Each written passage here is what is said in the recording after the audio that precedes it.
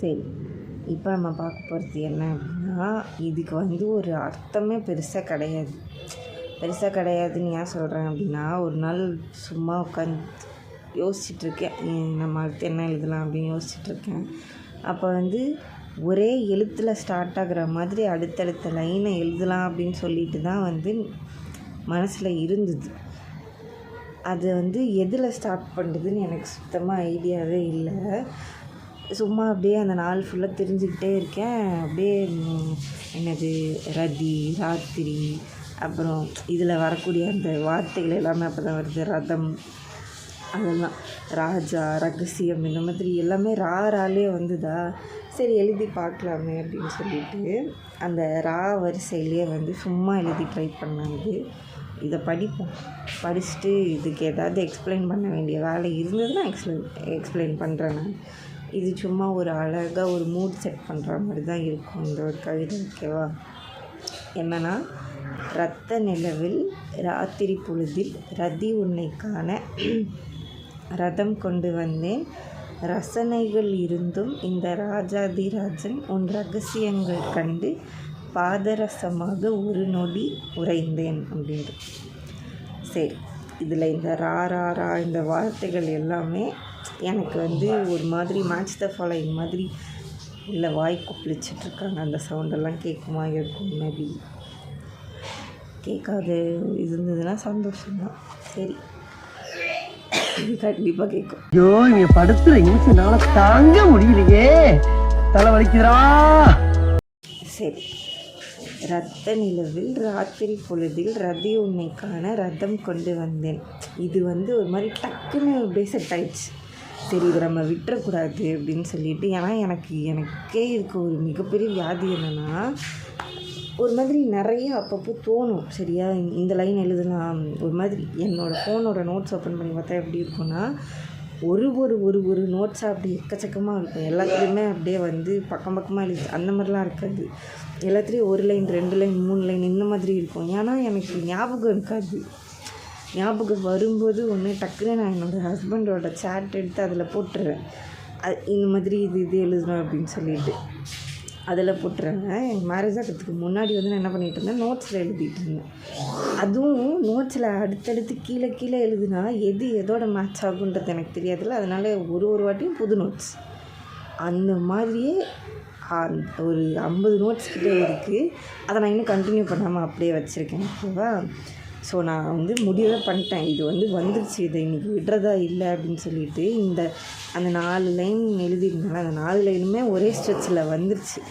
ரத்த நிலவு வந்துருச்சு, ராத்திரி பொழுது வந்துருச்சு, ரதி வந்துருச்சு, இதெல்லாமே வந்துருச்சு. சரி, இது எல்லாத்தையும் டக்குன்னு போட்டுருவோம் ஒரு மாதிரி சென்டென்ஸாக அப்படின்னு போட்டுட்டு இதை எழுதியாச்சு.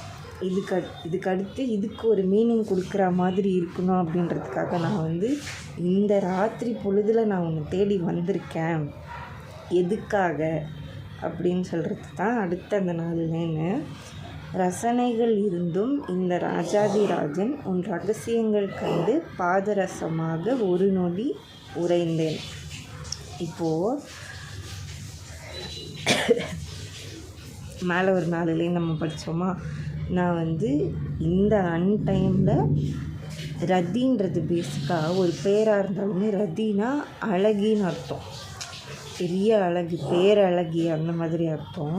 இந்த ராத்திரி பொழுதில் ஒரு பேரழகி நான் உன்னை பார்க்குறதுக்காக வந்திருக்கேன். என் மனசுக்குள்ளே நிறையா இருக்குது, ரகசியங்கள் இருந்தும் என் மனசுக்குள்ளே நிறைய இருக்குது உன்கிட்ட சொல்கிறதுக்காக இந்த ராஜாதிராஜ். சரி, நான் இப்போ இதை எடிட் பண்ணும்போது தான் நோட் பண்ணுறேன், அங்கே ரசனைகள்னு இருக்குது, ஆனால் நான் அதை ரகசியங்கள்னு படிச்சுட்டேன், மன்னிச்சிருங்க. நான் அந்த இடத்துல என்ன சொல்ல வந்திருக்கேன் அப்படின்னா, நான் எவ்வளோ பெரிய அட்மைரர் தெரியுமா, இருந்தாலும் உன் ரகசியங்கள் கண்டு பாதரசமாக ஒரு நொடி உறைந்தேன் அப்படின்றது இங்கே நீங்கள் உங்களோட விருப்பம்தான். நான் இது ஒரு ரைட்டர்ஸ் பர்ஸ்பெக்டிவில் விட்டுடுறேன். ஓகேவா? எதனால் அப்படின்னா, இது நிறையா பண்ணுவாங்களே, இந்த ஒரு எண்டிங்கே இல்லாமல் சில புக்ஸோ சில மூவிஸோ முடிச்சிடுவாங்க. உங்களுக்கு என்ன தோணுதோ அதை போட்டுக்கோங்க அப்படின்ற மாதிரி. உன் ரகசியங்கள் கண்டு அப்படின்றத நீங்கள் என்னவா வேணால் வச்சுக்கோங்க.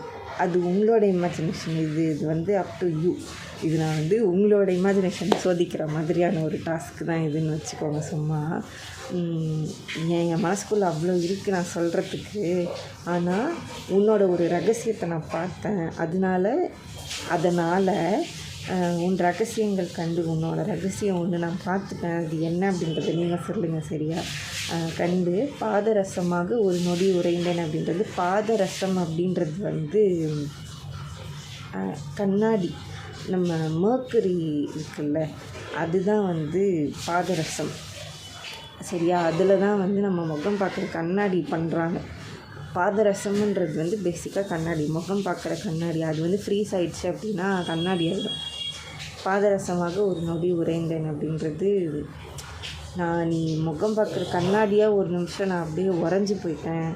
அது வந்து அது ஸ்வீட் ஷாக்கா இல்லை வந்து என்ன மாதிரியான ஷாக் அப்படின்றது நீங்கள் எடுத்துக்கோங்க. நீங்கள் என்ன இமேஜின் பண்ணுறீங்களோ அது நீங்கள் என்ன இமேஜின் பண்ணுறீங்க, உங்களோட பெர்ஸ்பெக்டிவ் என்ன அப்படின்றத கமெண்ட்ஸில் சொல்லிடுங்க. அண்ட் இந்த ஒரு விஷயத்துக்காக இதை பற்றின உங்களோட கருத்துக்கள் என்ன இருந்தாலும் அதையும் சொல்லிட்டு போங்க. அண்ட் உங்களுக்கு ஏதாவது கஸ்டமைஸ் கவிதைகள் தேவைப்படுது அப்படின்னா மறக்காமல் நம்மளோட இன்ஸ்டாகிராம் அக்கௌண்ட்டுக்கு டிஎம் பண்ணுங்கள். இல்லைனா கமெண்ட்ஸில் கேளுங்க, நான் உங்களுக்கு அதை எழுதிட்டேன். அண்ட் மறக்காமல் சப்ஸ்கிரைப் பண்ணிவிடுங்க. சப்ஸ்கிரைப் யாரும் அன்சப்ஸ்கிரைப் பண்ணியிருக்கீங்க. எனக்கு இருக்கிறதே ஒரு 4-5 ஃபாலோவர்ஸ் தான். அதையும் அன்சப்ஸ்கிரைப் பண்ணேன். நான் எங்கே போகிறது? ஒழுங்காக சப்ஸ்கிரைப் பண்ணுங்கள், அவ்வளோதான் சொல்லுவேன் நான். சரி, அவ்வளோதான். அடுத்த வீடியோவில் பார்க்கலாம்.